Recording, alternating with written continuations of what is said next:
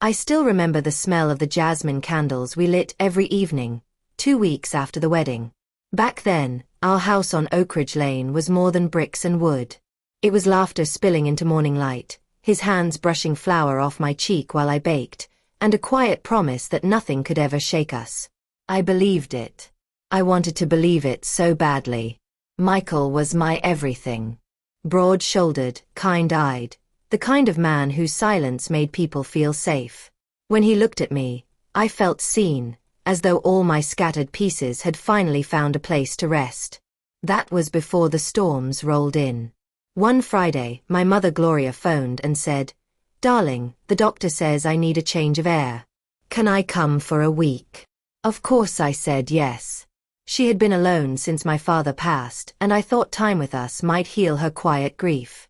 She arrived with 2 small suitcases, her scent of lavender trailing behind her like a second shadow. The first night was beautiful, tea, stories, her laughter echoing in our living room, but tiny undercurrents were forming even then, silent and invisible. Days passed. My mother hummed old love songs as she folded our laundry. She offered to cook, to clean, to give us rest. I welcomed it, grateful for the help. Michael, always respectful, thanked her warmly. Yet I noticed small things, the way her compliments lingered, the way his smile turned guarded when her eyes stayed on him too long. At first I dismissed it as my mind playing tricks. After all, she was my mother and he was my husband. What harm could live there? 2 weeks in, the air between Michael and me began to change. We spoke less. He came to bed later, sometimes choosing the couch and claiming exhaustion. I tried to reach for him in the dark, but my hands closed on nothing. Sometimes I would hear faint voices at night, whispers in the hallway, then silence when I opened the door. I wanted to ask what was happening to us, but pride silenced me. Fear silenced me more. One evening, a silly disagreement over unpaid bills erupted like lightning. Words flew, my throat burned with anger, and Michael slammed the bedroom door, stalking to the living room. I pressed my palms against my face and whispered, "Why are we becoming strangers?" I did not know that moment would crack something open that could never be sealed again. The next morning we spoke only through half smiles. Mother made breakfast, humming as if the night had erased itself. Michael thanked her, but his gaze flickered, guilt maybe or exhaustion. Every creak of the floorboards carried questions I could not ask. Every look between them felt loaded, though I could never prove why. I told myself I was imagining it.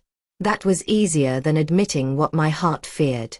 Weeks slipped by. I grew cold. He grew quieter. Some nights I locked the bedroom door, not from anger but from sorrow I could not name. I lay awake listening to the soft hum of the ceiling fan and wondering where our forever had gone. My mother stayed on, claiming her blood pressure still needed fresh air. The house that once felt like love began to echo with secrets. One Tuesday afternoon I returned early from work, groceries tucked under my arm. The house was quiet, sunlight slanting through half-drawn curtains. I stepped inside and froze. Voices, low, urgent. I could not hear the words, only the tension. My heartbeat thundered. I moved down the hallway, every step heavier than the last. When I rounded the corner, the look on Michael's face told me more than any confession ever could. He was not where he should be, and the woman standing too close to him was my mother. My knees buckled. The groceries spilled. The world narrowed to a ringing in my ears and the taste of iron on my tongue.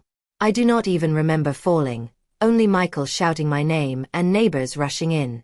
The next clear memory I have is the hospital ceiling, white and endless, beeping monitors marking my shame.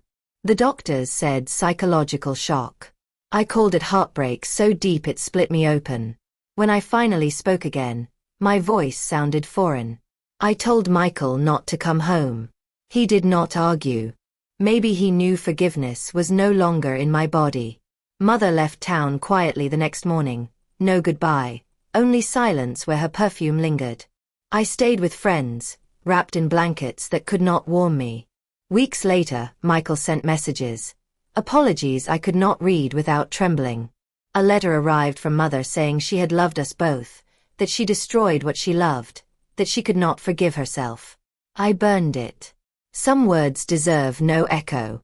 3 months passed before I agreed to see him. We met at Willow and Sage Cafe on the edge of town. The air smelled of rain on warm pavement. I handed him a single brown envelope. Inside was a petition for annulment. I wanted no court fights, no property disputes, just peace. He looked at the paper and then at me, his eyes red. Is there truly no way back? I shook my head. Some lines, Michael, once crossed, never disappear. He whispered that he loved me. I believed him. But love is not always enough. I left the cafe with my shoulders straight and my heart in pieces. I had lost a husband and a mother in a single season, yet somehow I was still breathing. That is the cruel truth about heartbreak. It does not kill you. It lets you live so you can feel every echo of what you have lost. If you were in my place, standing at that crossroads, would you ever forgive? Or is some betrayal too heavy for mercy? Share your thoughts in the comments, and if this story moved you, please like, share, and subscribe so you never miss the next tale. Your support keeps these voices alive.